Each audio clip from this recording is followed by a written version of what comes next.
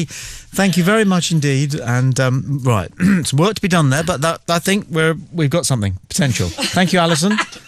That was brave and real. Well done. Okay, and Matt, great Aussie.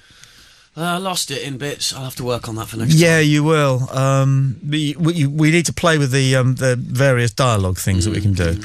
But what I'll do is I'll fix up myself. I don't know what happened to Liz Paulson.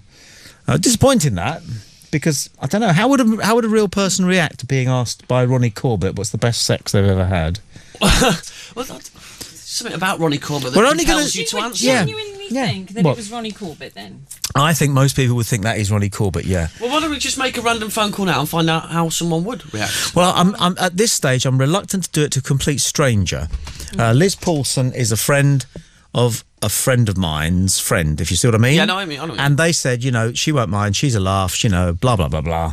So, in that respect, we're not intrude. I don't want to ask somebody completely at random if they take it up the arse, Well, I know some very random people. That's on there. And I think if... I like that I think I'd know immediately that it was a, wind up. Well, hold on. Let's just go back to Ronnie Corbett here for a second. At one point, you see, he finds himself just talking to Liz. Okay, and there's this sort of moment. I come in as Derek, the producer, and I go, "Can we just stop? Can we just stop, please? We just got a slight technical. Ronnie, if you could just sort of keep Liz warm." Hold on. I've been drinking all day, so I'm very drunk. So, what's your name? Apologies in advance, I'm very drunk. I'm very, very drunk. So, would you like to meet up? Can we arrange a meeting, come and see me, that sort of thing? Yes. That's where that's where you're trying to take it. But maybe we should try a few off air. Maybe we should actually... Maybe. Between shows... Mm-hmm. See whether we can tape a few of these and see whether we can see whether we can. What we're looking for, I think, is a woman. Alison's having a look at the various things that. Do you wash your bum with your bathroom sponge? She's now enjoying playing the soundboard. It could be that playing the soundboard. Have you been caught fiddling with you know what? It's conceivable that playing with the soundboard, which we've got here, is even more fun. Look at it. Beretta tit wank.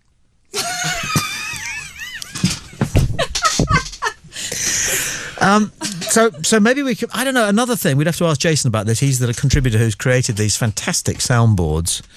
Maybe we could say to Jason, would you be willing to let one or two contributors have access to the soundboards and see whether they can catch out any pals of their own or anything like that? Is that a thought? That's good, yeah.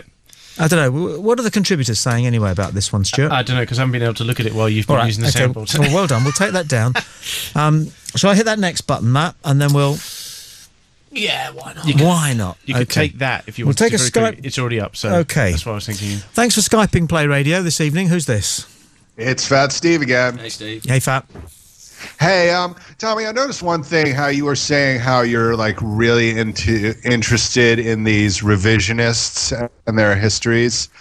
What I'm wondering is why you're not interested in making an exhaustive study of what is the actual history first, so you have something to compare it with.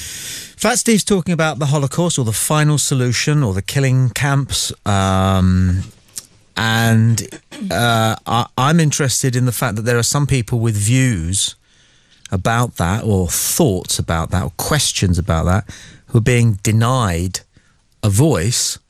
And Fat Steve's Skyped in, and it's always good to hear your voice, Fat, to say, why don't we look at the official records and documents and so on and so forth. I wouldn't mind doing that, Fat Steve, but what are they again? What are the official Well, what I'm documents? saying is looking at, many of the works written about the Holocaust, and I can actually recommend an excellent book to you. I'll take it. And if you're unwilling to buy it, I will actually, if you send me your info, I'll buy it for you and send it to you. It's called Denying the Holocaust, The Growing Assault on Truth and Memory, and it's written by a woman named Deborah Lipstadt. Yeah, I don't know if you've heard her name. Of course it's written by old Debs. Of course it is. Debs. Yeah. Of course it's written by old Debs. Fabulous. Yeah, no, you know who she is. Yeah, of course I know who this woman is. She's the woman who